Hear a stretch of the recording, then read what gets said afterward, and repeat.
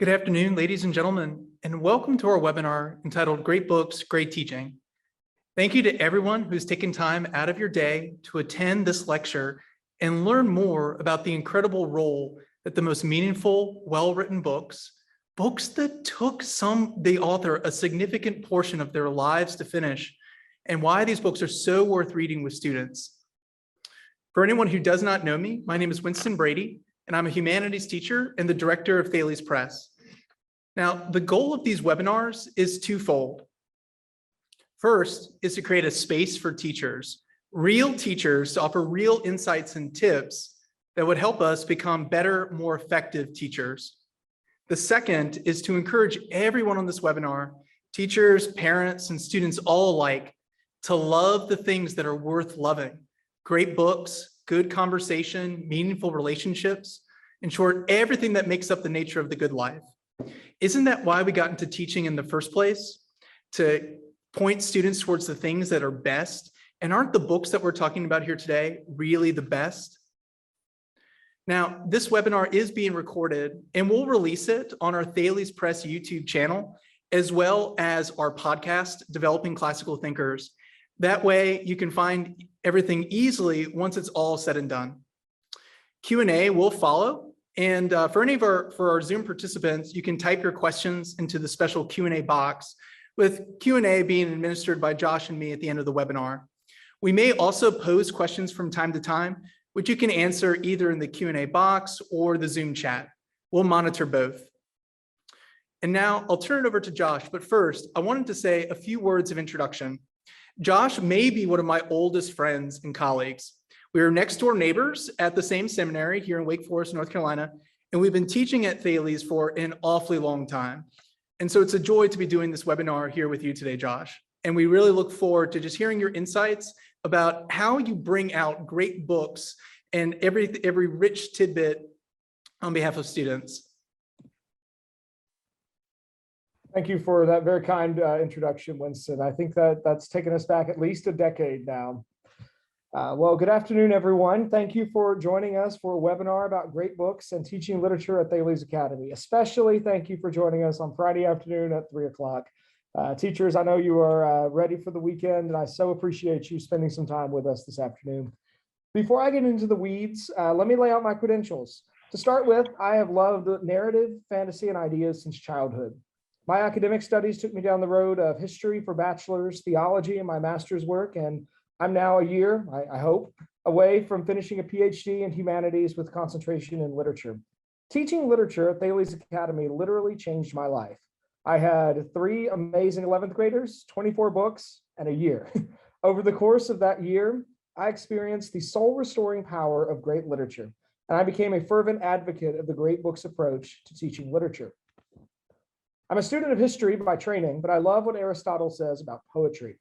Quote, "It is clear that the poet's job is not relating what actually happened, but rather the kind of thing that would happen.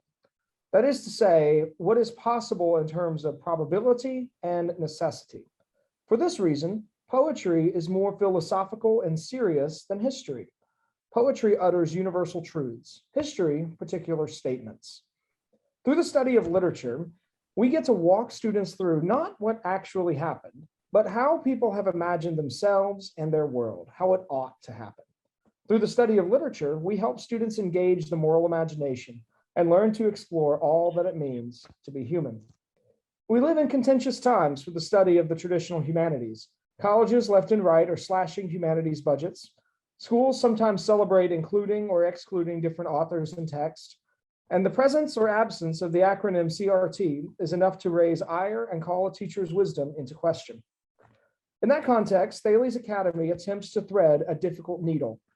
We want to intentionally teach a traditional book list that raises the essential questions of human nature, equipping students to discover wisdom within these sources of the moral imagination, preparing them to make use of the tools of poetry, prose, and drama to communicate truth in their lives. Accomplishing this task requires defining first what we avoid, and then clarifying what we pursue. It's not enough to provide a negative vision. As literature teachers, we have an incredible opportunity to help students discover truth, perceive goodness, and encounter beauty through the written word. Perhaps the easiest way to recognize what we are not doing is to name it.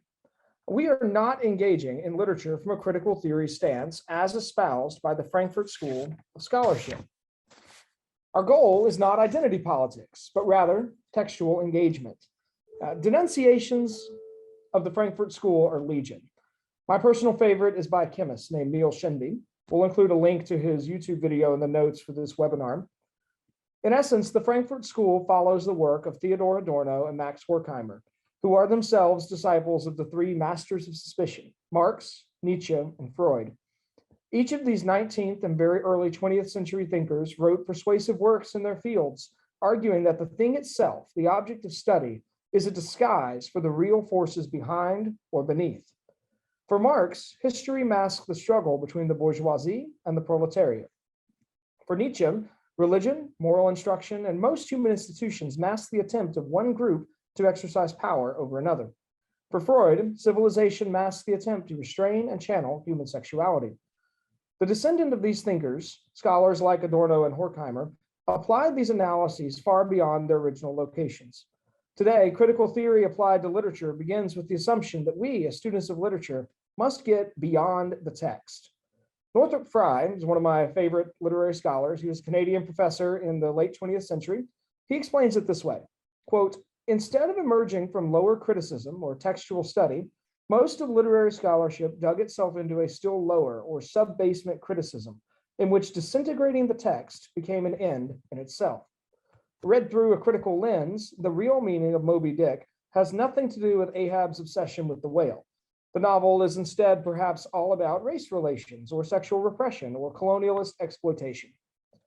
In terms of hermeneutics, the science of interpretation, critical theory is an eisegetical approach to reading. Eisegesis refers to a reading which forces the text into a theory. It begins with a theory, perhaps that literature is a way of conveying the relationship of oppressed and oppressor, and then finds that theory within the work of literature. Critical theory, rather than helping us get into the text, forces the text into a pre-established mold. It teaches bad habits of reading and interpretation. Such a practice leads to bad reading.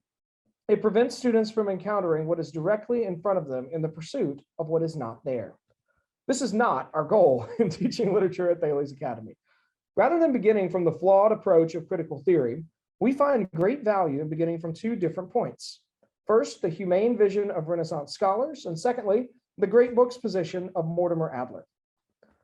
Renaissance humanism, as articulated by men like Francesco Petrarch and Pico della Mirandola, contended that there was a certain kind of moral knowledge conveyed through the study of pagan poetry. Reading the Bible constituted a special case, but reading Ovid, Horace, Homer, and Virgil, they thought, could help prepare the reader to become a better human being. One contemporary scholar defined a humanist in this sense as, quote, someone who is interested, often in a professional way, in those intellectual and academic disciplines called the humanities, so called because they deal with human nature in its fullness, the non-rational side of man as well as the rational. These have traditionally included literature, history, the fine arts, philosophy, and sometimes theology. Alexander Pope's dictum that the proper study of mankind is man is a watchword of the discipline. The humanities tend to be somewhat intuitive and do not make man an object of scientific scrutiny, close quote. The timeless works that endured through the chaos of the Middle Ages and were in some cases rediscovered in the Renaissance allow students to stand on the shoulders of giants and to discover wisdom for living the good life. While much knowledge must be gained experientially, things like carpentry or perhaps engineering, and much of moral philosophy is best conveyed through the argumentative treatise, humanists argue that the art of being human is best learned through engaging the poetic and moral imagination through excellent literature.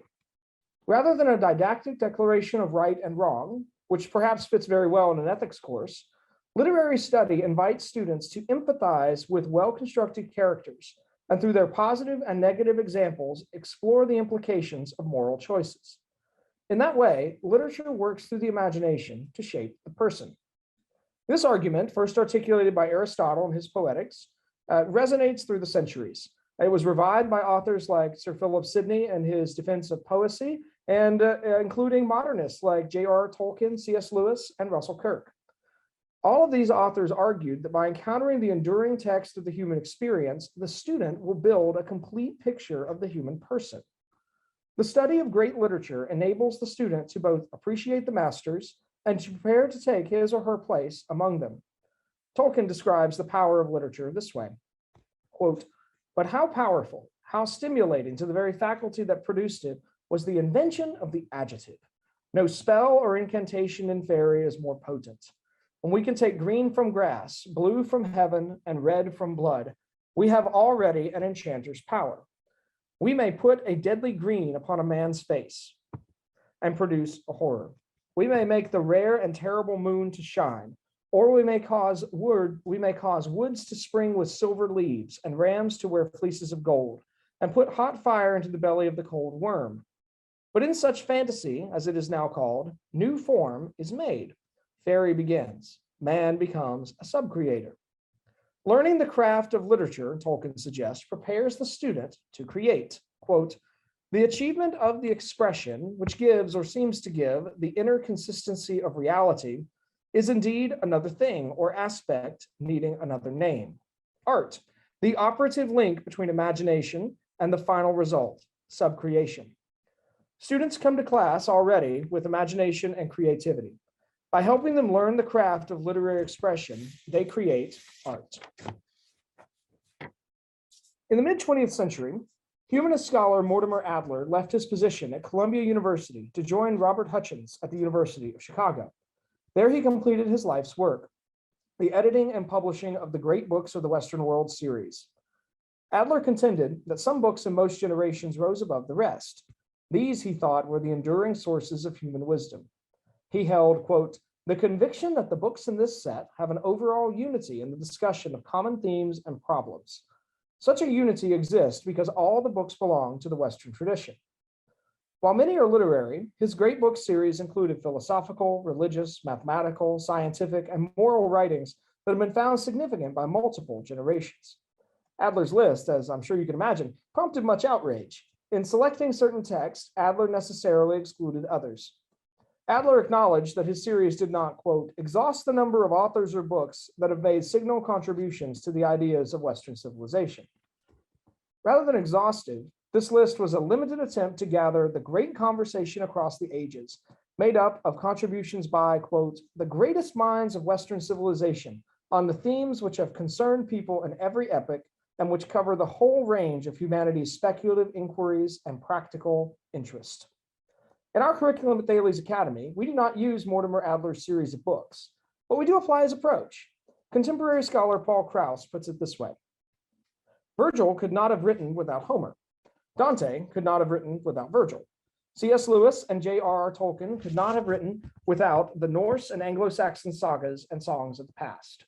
Bach, Beethoven, and Mozart could not have composed without the many stories, sacred and secular, that inspired their compositions of beauty, love, and marriage. In steeping in our own cultural patrimony, we can be filled with the inspiration of the past to create new inspiration for the future. Literature builds upon itself, and the study of the greats prepares students to take their place among them." So in our curriculum, our book lists are curated with an eye towards moral formation and lasting value. We prefer the old to the recently published, not because we condemn what's new, but because we know the books that have lasted have both literary merit and wisdom to be found within. Our books are not from a single nationality or perspective, but they focus on what is universally true of all humans. Our curriculum is structured to enable students to study time periods in history while they read the imaginative literature of those civilizations. Over the course of their studies, we hope that students build a working knowledge of literary craft and an appreciation for the many stories that humans have told over the centuries. I can hear my boss's thought right now. That's great theory, but what on earth should teachers do? I want to shift from theory to practice in this final section of my talk. And I'm going to do that by describing the method that I've used in 7th, 9th, 10th, and 11th grade literature courses across 2 different revisions of our curriculum. Irving Babbitt wrote in Literature in the American College that, quote, "though we must have the spirit first of all, we must not be neglectful of our methods. It already savors too much of the dilettante to have too fine a scorn for questions of method. Right methods without strong men and strong men without right methods are equally unavailing. I think the method that I'm describing lines up with Dorothy Sayers' grammar, logic, and rhetoric pedagogy, as well as Bloom's taxonomy. For both of these educational thinkers, the goal remains high engagement in the text for the purpose of student transformation. I would argue that literary study begins with setting the context. This is the teacher's first task. I begin any unit with a context lecture: author, setting, genre, textual history as relevant, and then we get into the text. Now, before our study, I will already have divided the text up into reading chunks if we have to excerpt, or figured out a page count mechanism based on how long we have to spend in the book. Once I finish my content lecture, we'll begin reading some pages together as a class. And then students will be responsible for reading a section that night as their homework. And once the class has gotten into the work, I can begin trying to shape my students' experience with the text. Northrop Frye is helpful here too. He explains, the teacher is rather someone who attempts to recreate the subject in the student's mind. And his strategy in doing this is, first of all, to get the student to recognize what he already potentially knows, which includes breaking up the powers of repression in his mind that keep him from knowing what he knows. That is why it is the teacher, rather than the student, who asks most of the questions. One of my initial strategies in helping to increase textual engagement is going to be regular Socratic questions. Now, these might not be a formal Socratic seminar, but I'll come to class ready to ask questions that draw out what students already know about the text from beyond their reading. They don't always know that they know it, but that's what I'm always trying to hopefully coax them towards. In addition to Socratic questioning, I love the practice of narration. I learned this practice from some friends in the Charlotte Mason community. Students, well, the way this works is that it always follows an assigned reading. Students come into class the next day having read perhaps 10 pages. My first question is, what happened in last night's reading?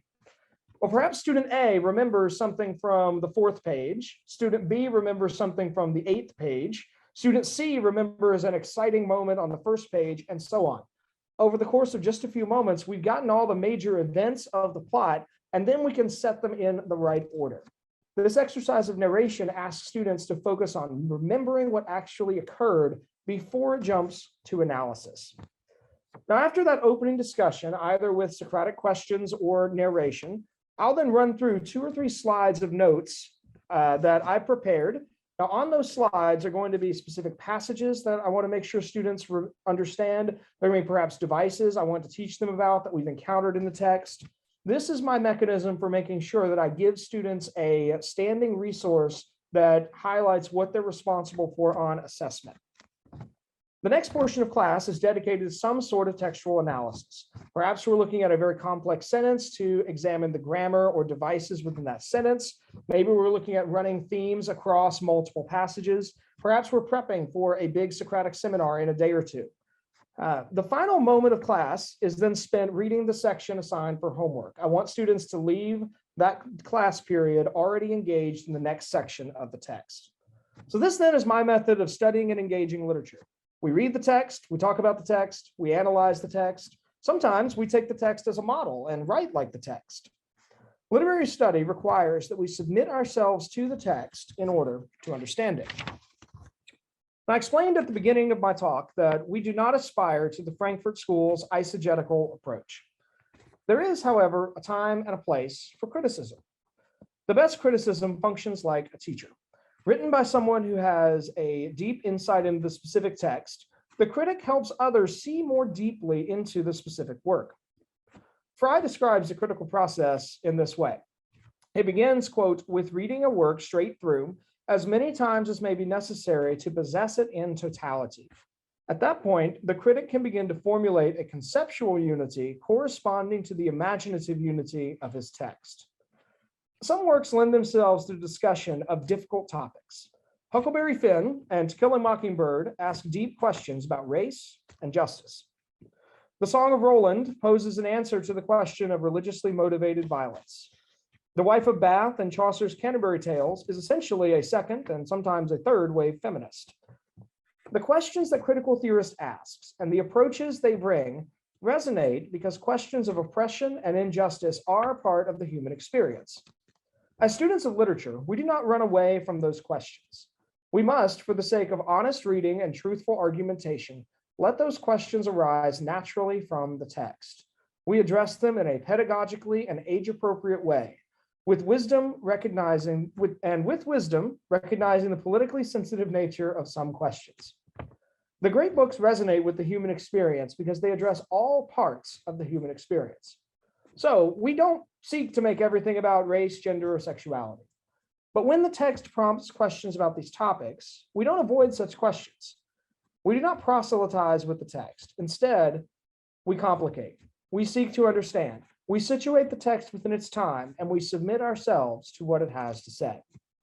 I'm sure you all know Dickens' perennially good line, "It was the best of times, it was the worst of times." Now, the same can be said for the study of the humanities in our current moment. It's a difficult time to defend humane study, but that also makes it the best time to explain to our students how their study of literature can help them become excellent human beings. Thank you for your attention. And with that, I'm going to turn it over to our director of Thales Press, Mr. Winston Brady. Josh, thank you so much for that. That was fascinating. So my first year at Thales, I taught 6th, 7th, and 8th grade literature. And that included 2 classes of 6th, 2 classes of 7th, and another class of 8th literature, plus European history, and a health class thrown in for good measure. 6th literature, though, almost immediately became my favorite class to teach because that class was all about reading, and whatever we were reading, the class loved to talk about it. This was in 2011, and Thales was still pretty new. So parents would ask me about the books on the text list. Why were these books chosen and not others? The person who had written the text list had actually left the school already my first year teaching. So I really had no idea why some of these books were chosen and others were not. And I realized that I quickly needed to find a justification for the books that were on the list. So as is common with most classical schools, our high school read primary sources and junior high students read adaptations of many of the same works. So for example, students in 7th grade would read King Arthur, whereas students in 11th grade would read Thomas Malory or Chrétien de Troyes or other authors who had tackled the Arthurian romances. Other similar examples abound in our program and the programs of like-minded classical schools as well. The idea is to give students the stories when they are young so they understand aspects of character development and plot, and then dive into the intricacies of language when they're older, for the most part. But still, why some books and not others? As I continued to field questions from interested parents, I thought about why I gravitated towards English literature in the first place. So without going into too much detail, I suffered from a lot of depression from middle school onwards. And really the only things capable of helping me were really good books. In high school and in college, I gravitated towards literature classes, not because I wasn't good at math or science. I was pretty good at math and science, but because literature helped me to be happy. And the books that we read in English literature, they gave me some of my first real tastes of joy, experience with Christianity, helped me forget the black dog of depression, the term that Winston Churchill uses to describe the same sort of sadness that followed him throughout much of his life. So with that in mind, I had some categories now I could use to explain what makes a good book and why we would spend time reading that particular book in class with students. Now, I know what a risk I'm taking right now, making suggestions for criteria for what makes a classic to a group of classical educators. I recognize there's plenty of debate and that some of these books perhaps belong in another column or under some other criteria, or you may disagree that that book doesn't belong in this category at all. I'm not suggesting that some books wouldn't fall under that criteria. They don't constitute a classic if they're not listed here in this PowerPoint. All classics are worth reading. It's just some are worth reading more often or more deeply than others. And I hope that my suggestions for what makes a classic helps you to formulate your own justification for why we read some books and not others. My first criteria is that the work is beautiful. Of course, what qualifies as beauty merits a lecture in and of itself. Beauty is often described as something subjective, one that varies widely with the person who is experiencing or contemplating something beautiful. I feel like that implies that the limitation is not in the things that we are seeing, but the limitation is really in ourselves. I like this quote from James Joyce, that truth is beheld by the intellect, which is appeased by the most satisfying relations of the intelligible. But beauty is beheld by the imagination, which is appeased by the most satisfying relations of the sensible. To simplify that, we could describe beauty as the apprehension of truth by the senses. That is, when we see a sunset or thick overhanging clouds emblazoned with vibrant red and orange colors, and the sight of such beauty and effortless creativity arrests us, it stops us, and it leads us to contemplate thoughts we would not have thought of otherwise. Such color and grace and elegant skywork reminds us that this world is good, despite all evidence to the contrary, or that there are indeed still beautiful and good things in the world. Indeed, that beautiful thing really transports us out of ourselves and our ordinary surroundings, in the same manner that the graceful yet stony lines of a cathedral lead our eyes upwards towards the heavens. One passage that I think illustrates this idea is from Genesis 2, when Adam first sees Eve.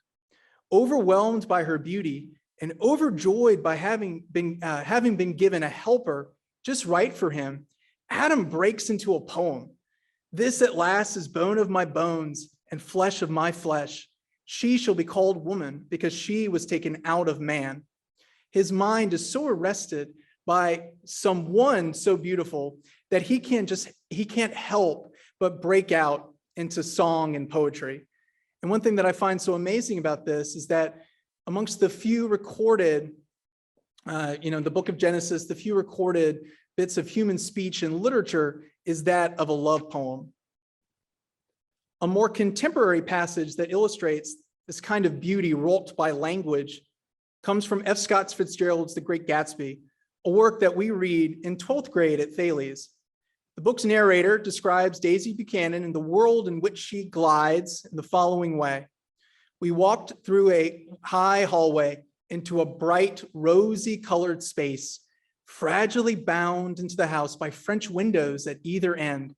The windows were ajar and gleaming white against the fresh grass outside that seemed to glow a little way into the house. A breeze blew through the room, blew curtains in at one end and out the other like pale flags, twisting them upward toward the frosted ceiling, the frosted wedding cake of a ceiling, and then rippled over the wine-colored rug, making a shadow on it as wind does on the sea.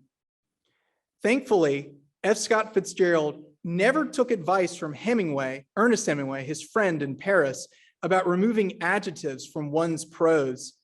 The references to high hallways and fresh grass and the frosted wedding cake of a ceiling carry me for a moment to a mansion on Long Island. But it's the last simile, a comparison between two unlike objects, that I find so beautiful, and which makes me think of other things I would not have thought of if F. Scott had merely told me there was a shadow on the rug. He compares it to wind on the sea, imagery that transports me from the drawing room to the ocean, and the thought of the wind churning that ocean and rippling the waves, causing a slight depression in them, not unlike the shadow on the floor. And the image is all that much more arresting when you think of how the comparison is being made to something that is fundamentally not there. For a shadow is nothing. The wind on the sea is nothing. The kind of aimless hedonism of the 1920s is a kind of, the roaring 20s is a kind of nothing too. So of course, while this language is beautiful, it does not satisfy my second criteria for a classic, that the work ennobles the human spirit. For a classic though The Great Gatsby is, the work may be lacking that noble portrait of what human beings should be despite what they are now. A classic book, a work worth reading and rereading, should present us with a high view of human beings, or remind us of the high regard we should place upon man, the importance we attach to moral virtue, courage, and heroism, and the hope for a better future despite whatever hardships are presented in the book. Such books contain ideas that are transformative and impact a student for the better when they read them. They range from works of high fantasy like The Hobbit to Shakespeare's Hamlet and Twain's Huckleberry Finn. Many works we could cite here, but the passage I like the most comes from Frederick Douglass and his narrative of the life of Frederick Douglass as he watches ships sailing across the Chesapeake Bay. And there he says, "You, ships, are loosed from your moorings and are free. I am fast in my chains and am a slave. You move merrily before the gentle gale, and I sadly before the bloody whip. You are freedom's swift-winged angels that fly round the world. I am confined in bands of iron. Oh, that I were free. Oh, that I were on one of your gallant decks and under your protecting wing. Alas, betwixt me and you, the turbid waters roll. Go on, go on. Oh, that I could also go. Could I but swim, if I could fly. Oh, why was I born of man, of whom to make a brute? The glad ship is gone, she hides in the dim distance, and I am left in the hottest hell of unending slavery. Oh, God, save me. God, deliver me. Let me be free. Is there any God? Why am I a slave? I will run away. I will not stand it. Let but the first opportunity offer, and come what will, I am off. Meanwhile, I will try to bear up under the yoke. I am not the only slave in the world. Why should I fret? I can bear as much as any of them. And besides, I am but a boy, and all boys are bound to someone. It may be that my misery and slavery will only increase my happiness when I get free. There is a better day coming. At once, moved by the sight of ships driven before the wind, Douglass is forced to contemplate his present miserable circumstances, condemned to slavery, denied an education, or even the knowledge of his birthday, no father to guide him, his life and everything in it not his own. The passage begins with Douglass mourning over his terrible lot, but neither Douglass nor the reader are left there. Instead, Douglass ends on the hope, the one single enduring hope that the human spirit can and will endure even the most egregious hardships and injustice if they just keep going. And Douglass's narrative of the life of Frederick Douglass, his autobiography, provides a segue into my final criteria, that the work serves as a vehicle to explore the nature of suffering. The best books are the ones whose characters we can identify with and see ourselves in.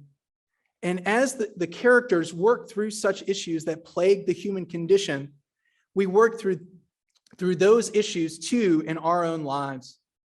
Man is born to trouble as sparks fly upwards, as one of Job's unhelpful friends explains to him. Literature provides a vehicle, a means to explore the hardship of human life and develop some, but not all, of the categories to handle suffering. One text that I love reading with students, because it has this lesson in there, you just might never know it with all the other elements coursing through that book. Sophocles, Oedipus Rex. Yes, that Oedipus, the one who murdered his father and married his mother, the book that solicits the most uncomfortable looks and squirms from students whilst reading it. I like reading this particular passage with students, though, because it brings out an incredibly deep and resounding truth about human life. At the end of the play, once Oedipus realizes he was the man, he killed Lauus, and after he puts out his eyes, Oedipus says this about his own fate. It was Apollo, friends. It was Apollo. He brought on these troubles, the awful things I suffer. But the hand which stabbed out my eyes was mine alone. In my own wretched life, why should I have eyes when nothing I could see would bring me joy? Certainly, there is nothing pleasant about what is going on here. We are a long way from Daisy Buchanan's mansion on the Long Island Sound, but it is the tension and Oedipus's words that I love bringing out in conversation and dialogue with students. On the one hand, Oedipus is the tool, the plaything of a cruel and pitiless god, Apollo, Greek god of prophecy, music, philosophy. The events that have happened to Oedipus are outside his control, fated to do these terrible things, fated to become a byword for the folly and arrogance of trying to dodge fate. For Oedipus attempts to avoid doing all these things, and yet only brings himself closer to carrying out these horrible deeds. Yet Oedipus concedes that the hand which stabbed out my eyes was mine alone. Sure, Oedipus was swept along by events outside his control, but it was Oedipus who made the choices, and it is Oedipus's recognition of his own guilt that makes him stab out his eyes. Do we not encounter moments like that in our own lives? Moments when bad things happen to us, or moments when we realize that perhaps we are the author of such bad things? Given the complexity of human life, a classic should wrestle with all these issues and help us to work through these issues on our own. We often speak of a classical education or a great books education as a kind of ongoing dialogue between the author and their work and the reader.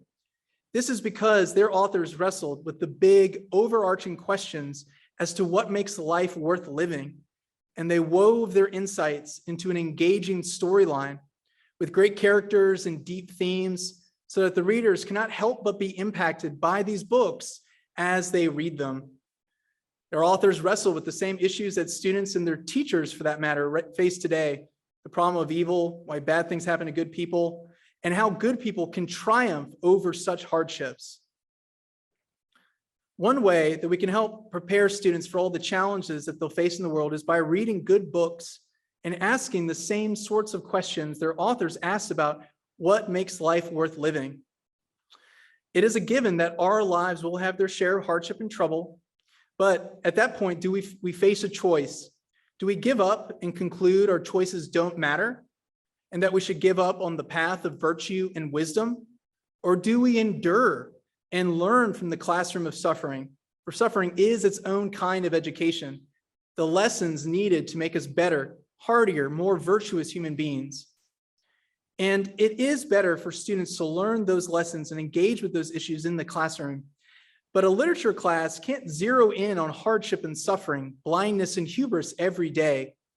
The human experience is complex and full of wonders and adventures as much as it is full of hardship and toil.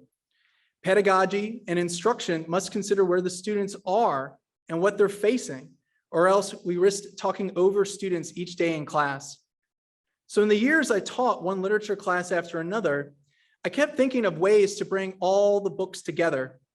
If the class were a ship, what we really needed was a keel. That is, some sort of underlying structure that brought together each of the books we read in class over the course of a year as a kind of meta theme or meta narrative that might help students see where each individual book fit into the whole year of teaching and reading. For those of you who may not know, a keel is the structure along the length of a boat upon which the rest of the boat is built and gives that ship the strength needed to withstand the winds and waves of an angry sea. And so by keel, I mean a means of organizing the books on our text list and by grade level in such a way to create a sense of thematic unity across that year of teaching and reading. And so at Thales, part of our standards is identifying a good content-rich theme that unites all of the books that students are going to read over the course of that year. Starting with sixth grade, that literary theme, that keel, is wonder. And given the natural excitement and enthusiasm of sixth graders, this is an applicable theme for that grade level. Our stories on our sixth grade curriculum are tales of gods and heroes, tales of the Golden Fleece and Aeneas, giants and monsters like the tale of Troy, the Golden Fleece, Nordic gods and heroes, or of ordinary people standing up for what's right, despite the odds that are stacked against them. Such works such as the Golden Goblet, and even Aeneas, although its protagonist is no ordinary mortal. In seventh grade, well, I'm sure you all know, but seventh grade is that big year when our students go from children to young adulthood. And in this, both the students and the teachers need courage. And so the keel is just that, courage. or the bravery one exhibits when one should otherwise be afraid. For the works that we read in 7th grade literature feature heroic tales of errant knights on horseback, like King Arthur, simple, ordinary individuals facing dragons, The Hobbit, pirate mutinies, Treasure Island, and their own failures and shortcomings.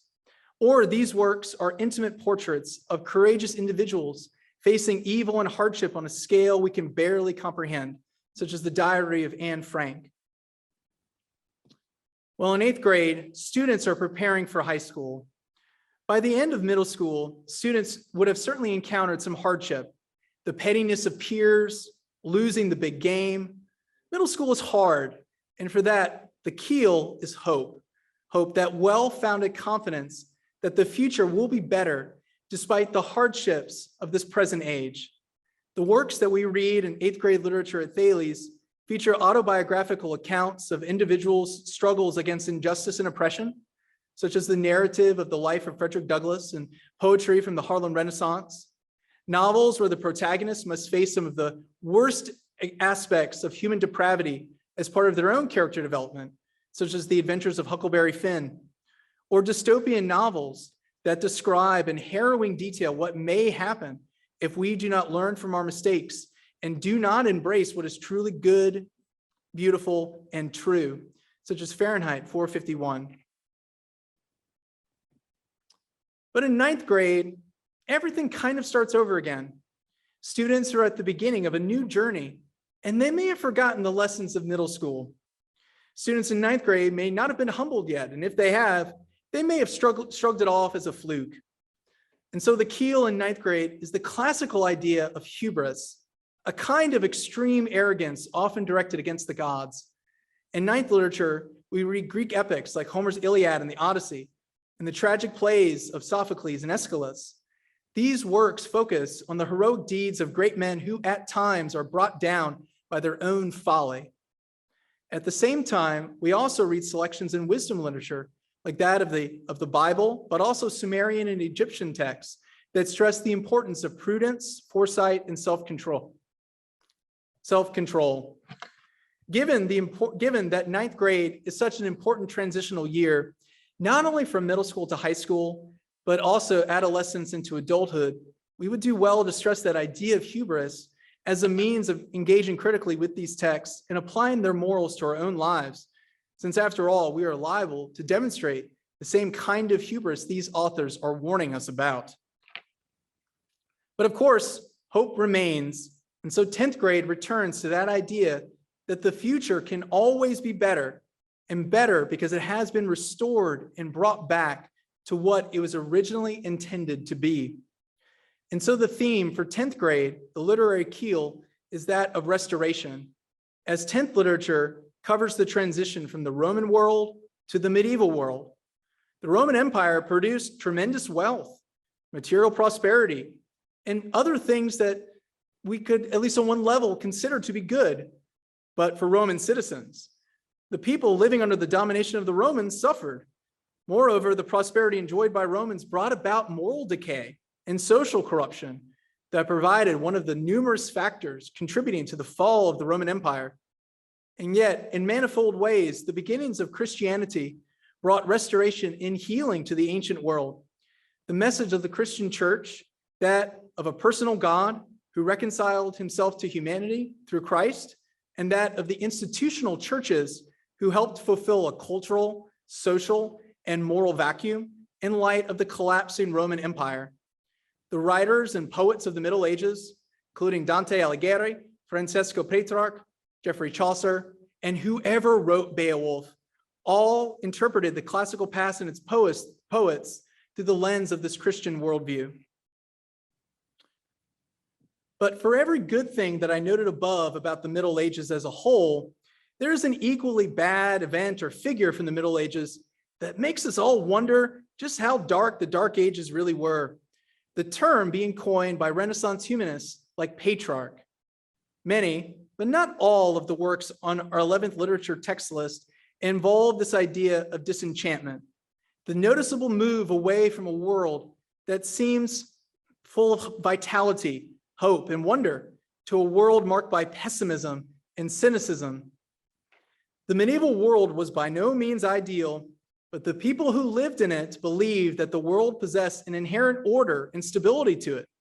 They believed that the world had a telos, a final fixed purpose that imparted the hope that life would become better, not worse, in this world or the next.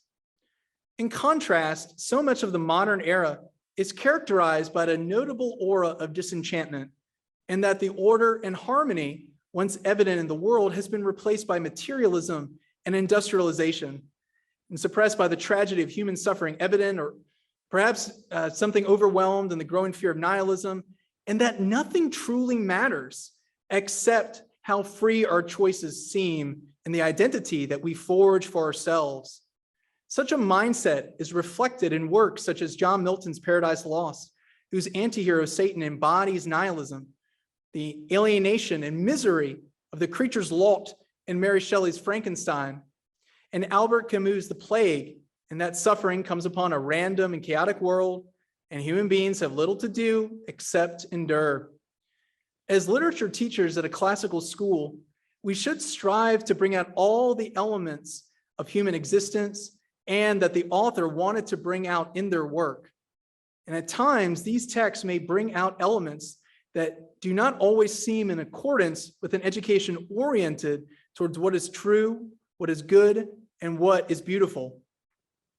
But our conversations in class should steer students towards a sense of hope and optimism, truth and goodness, the transcendentals of a classical education, even while we acknowledge that the world we live in at times seems to be a very disenchanted one. But we cannot leave students in such a disenchanted and disillusioned state. We have to leave them with something good, true, and beautiful before they leave our classrooms for good. We have to leave them with hope, the hope that things can get better, no matter how dark or disenchanted the world may seem. 12th literature at Thales is modern American literature, in which many of the works explore the American dream.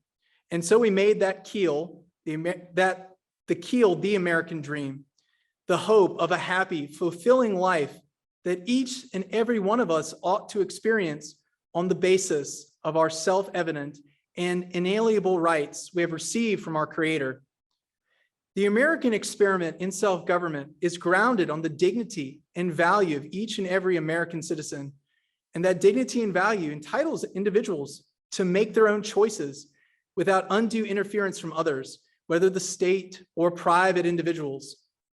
Here in America, we are free, but we know too well the sad, awful results when people do not use their freedom for the good and upbuilding of their neighbor. Times when individuals cited their freedom as some sort of pretext for seizing the freedom of others and stealing the fruits of their labor. Slavery is the example that comes to mind, the sad, awful consequences that result when one person's liberty harms another person's safety and destroys their dignity. The decades upon which Black Americans were held in bondage is a blight upon our nation's shining example to the world that, in the words of Macbeth, an entire ocean may not wash away. Such is the lot we have inherited from the past, but we have also inherited an opportunity to mold our students' character for the better. One should consider the following story from Benjamin Franklin following the Constitutional Convention. A passerby asked Franklin, "Well, doctor, what have we got, a republic or a monarchy?"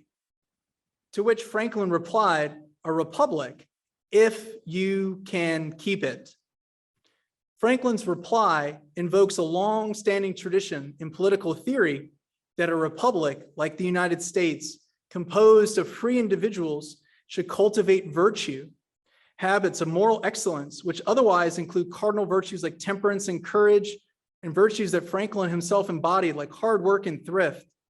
His reply is a reminder that we should strive to use our freedom responsibly and to cultivate the habits of moral excellence that would help our republic endure.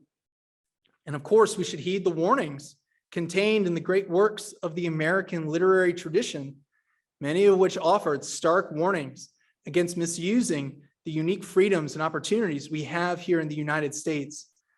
That is, after all, the goal of a classical education, to make the reading and discussion of great books and the transformative ideas they contain to contribute, in however small a way we can as teachers, to the happiness of the students sitting before us. We are to temper their character, and our own, I might add, in the same way a blacksmith smooths out a piece of metal, carefully shaping it from rough pig iron to a gleaming sword, as beautiful as it is effective. And in closing this section, I do want to thank the teachers at Thales Academy, everyone who has participated to these literature standards and correlating the different books on our text list to one of these themes. I can think of you, Josh, for all the help that you gave in looking over these standards. The disenchantment one was your idea. I'd love to give you credit for that one. That one was fantastic, as well as other teachers like Christina Salinas and Laura Jones, Sydney Harper, Jessica Luley, amongst a host of others. And for anyone whose name I forgot, please forgive me. There is one last mark of a classic, though, but one that the author cannot obtain for themselves. The writer can try to make their writing beautiful, can try to include a high view of man and of man's potential, and can explore the ways in which we, the readers, can respond to suffering and hardship. But there are some works that seem to arise and stand for an entire epoch, a time period, a culture, and that by reading it, we come to understand far more about the world, about what it means to be human than we could by reading all of the books written in that time period. These were the works copied by hand in a medieval scriptorium, or works that were read by candlelight, or today the works that are worth learning the original languages so that you can experience these works and their transformative power for yourself. With that, we conclude our webinar, for which I want to thank everyone again for joining us on this exceptionally important topic, great books and why we should read them. We do have some time for Q&A, and of course, we would love to continue this as an ongoing dialogue about how we can be better, more effective teachers on behalf of our students.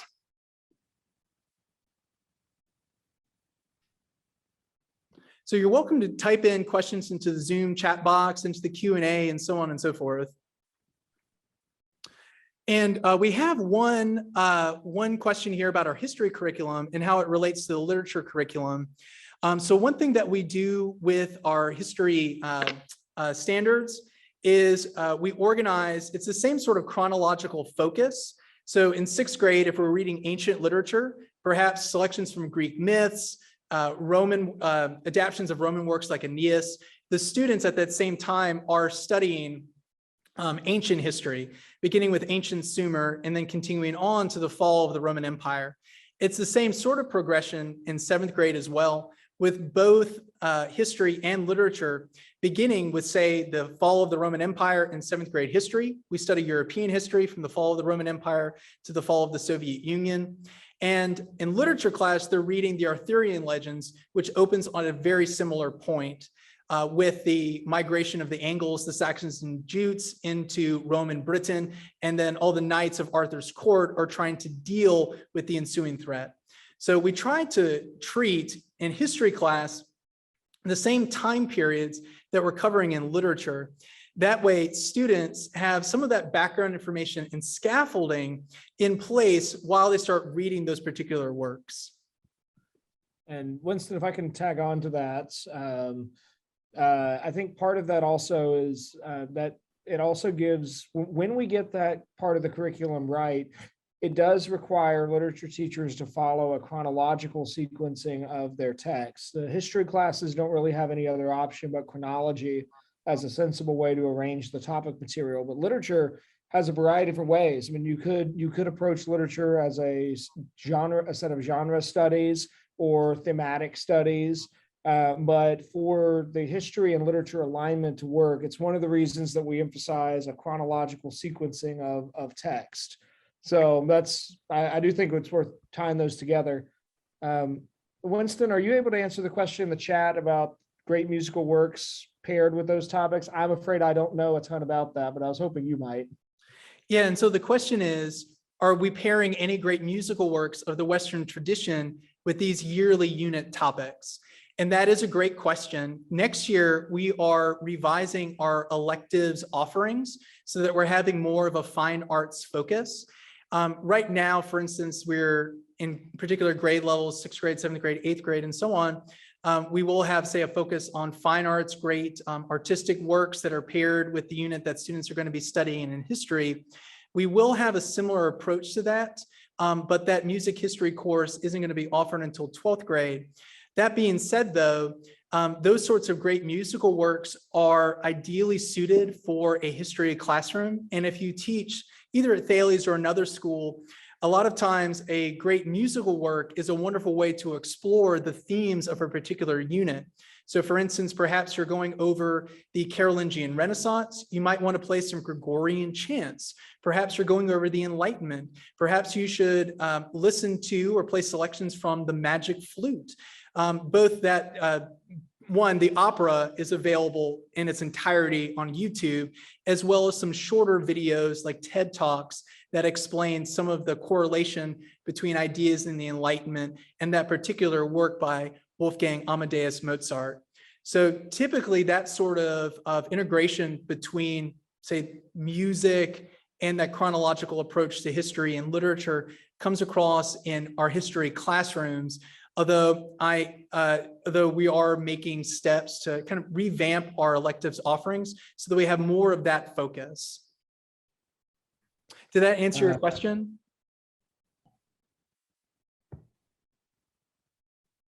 And I'm gonna, okay. Yeah, I want to take Maggie's question real quick. Maggie's asking in the Q&A box, in regards to teaching the 11th grade disenchantment theme, what kind of frameworks or techniques do you use to keep students from falling into those powerful ideas of depressing, disenchantmenting, sometimes nihilistic ideas themselves? I think that's a great question because it's one of the there's perhaps a temptation in diving into negative literature to really imbibe some of those negative ideas. I've taught the 11th grade literature sequence 3 times, and 2 authors particularly come to mind. Well, the first time we taught that, the most depressing author that we encountered was, oh goodness, I'm blanking on the author's name. No, Kafka's Metamorphoses. That was the most depressing work we read. And honestly, it was teaching that most depressing work that helped me kind of see better ways to approach it in future books, because my students were ultimately dissatisfied with the vision that Kafka presents. For those who haven't read the work, it's that one begins with a guy named Gregor Samsa awaking one morning to discover he had metamorphosed into a monstrous vermin. He literally turns into a 6-foot cockroach. And it's really all about the death and destruction of his life as a cockroach. And my students were they were just not satisfied. They thought that that was not a true account of human nature, that human nature isn't not as depressing as this author's make it out to be. Eric Marie Remarque's All Quiet on the Western Front is a typical favorite in the 11th grade sequence. As a World War I novel, it's definitely prone towards a depressing realism. But in the midst of that depressing realism, you see some very human aspirations of hope. And I think part of it is pointing students back to the question of why are they looking for hope, and why is it that the lack of hope leaves them dissatisfied. It's also the case that most authors are not really able to write a truly nihilistic novel.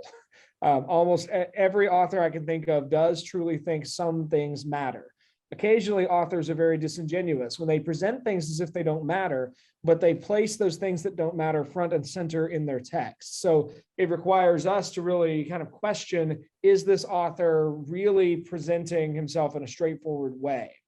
So Maggie, I don't know if that really helps, but those are at least some ideas that I would lean on to help with that.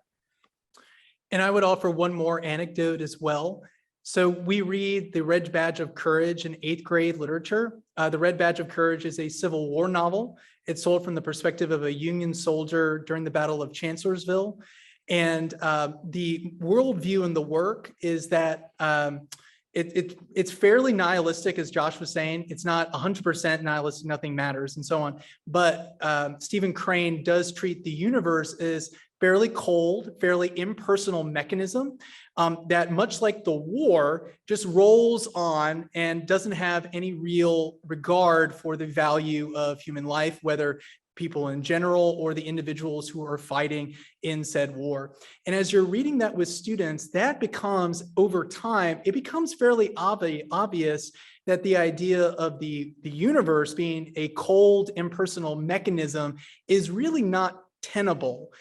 None of us would want to live in a world in which, as Josh is saying, that is entirely nihilistic and devoid of meaning. And so even as you're reading that, that's not my favorite book to read on that 8th grade literature list, but that's one idea that I try to bring out every so often when it's appropriate, is that it kind of serves as a reductio ad absurdum. You know, we assume that the conclusion is true, and then we realize that the resulting scenarios, the resulting conditions are somewhat untenable.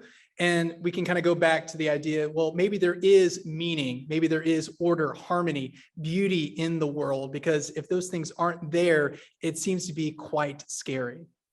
So we've got another great question there. When literature curriculum cannot precisely align with history, do you suggest teaching these correlating texts before or after covering the time period or the civilization in history? And that is a great question there. In years past, I've taught, say, both 7th literature and 7th history, or both 8th grade history and 8th grade literature. And so I could kind of have the high points of the story playing in my mind, even if they didn't precisely match up from one class to another. If you're not teaching at a Thales campus, if you're not teaching one of those courses, you know, only teaching literature, not teaching history, it does require you to maybe chat with your counterpart and see where they might be. The other thing I would recommend is concentrating on big themes in that historical period. So in American history, typically the first quarter is the colonies up to the Revolution. Second quarter is the Revolution up to maybe the early market period, maybe just before the Civil War, maybe it includes the Civil War, but the books that you're reading, they might not exactly match up, but they do interplay with a lot of the same sorts of themes, ideas, characters, and so on that students would be covering in history class. Josh, do you have anything to add to that? Or would you want to take the question about lesser known books in the curriculum that's appeared in the chat box? I think you answered that question about literature curriculum very effectively. I know it's something that it's one of those pieces of our curriculum that's never really finished. And it also is something that is always a bit flexible each year, depending on what emphases different teachers have. So I guess I would kind of hold that up as a goal, but a flexible goal based on the interest in the students and kind of what's happening in that given year. The question in the box reads from our anonymous attendee: what place in the curriculum do you give to lesser known books that have not made the classics list for various reasons? I don't know that I'll be able to give a very good answer to this without some other books, just to know if they do fit in our sequence. Our book sequence is actually more extensive than what Winston was able to read. And we currently divide our book list into required readings and then suggested readings. And the suggested readings are supplemental. We encourage teachers to work through the major text in the required list. And if they have time, they could go to the supplemental list. But at the same time, so I would say we probably have some of those lesser known volumes on the supplemental list. But I would also say that we recognize the amount, what we're doing in a literature class is requiring students to encounter certain text. And so that means part of the question that we have to answer is, why are we requiring this book instead of the other? So for example, if I were to, in a 9th grade setting, we require students to read the Iliad or the Odyssey. And we're going to spend a significant amount of time, some years 6 weeks, some years 9 weeks, on one of those two epic poems. Well, if a teacher came and made a persuasive case, I really want to read Frog and Toad instead. Well, I would probably say that's not a great use of that time. But it's not that I have anything against Frog and Toad. It's just not nearly as complex as Homer is going to be. And that's admittedly a sort of absurd kind of answer, but those are not really comparable in any way. But when we're putting our book list together, we're trying to be conscientious of, is this worth requiring every student who goes through this class to encounter this book? And not all books reach that level of complexity. Winston, anything to add on that? That's about all I've got there, I think.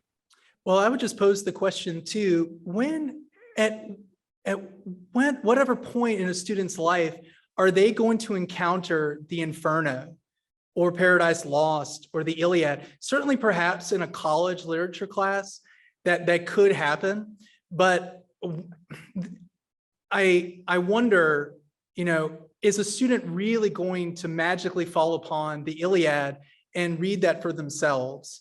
As teachers, I think all of us here on this call, if we're literature teachers, it's because some teacher along the way really opened up for us a book of great value and significance and helped us the rest of the way to keep reading that same class of good books.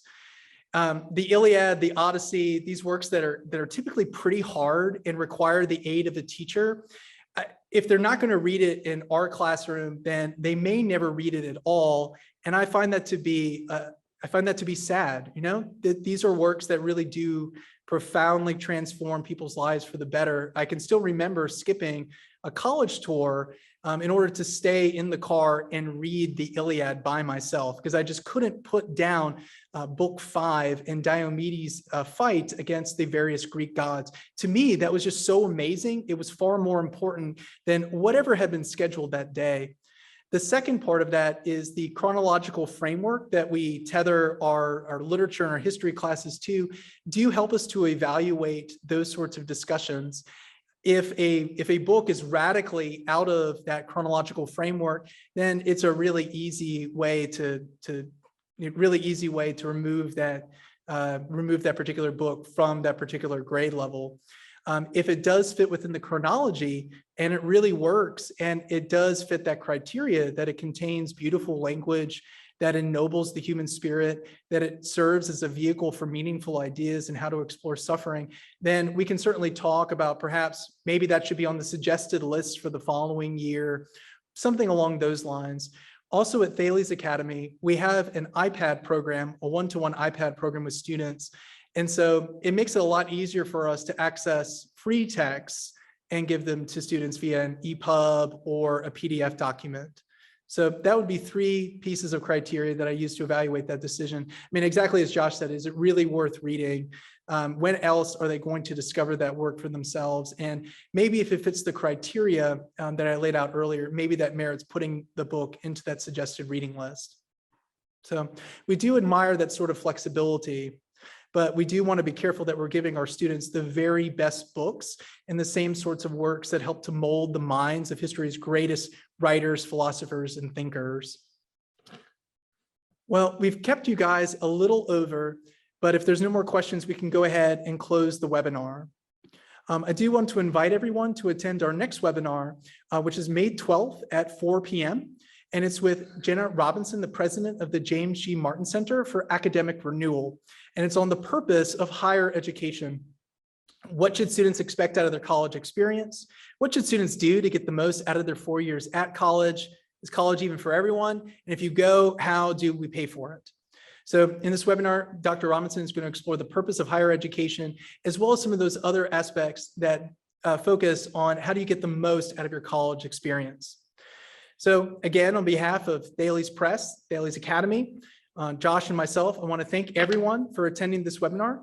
And if there's anything that we can do to help you guys along the way, please reach out to us. And until next time, stay classy and stay classical.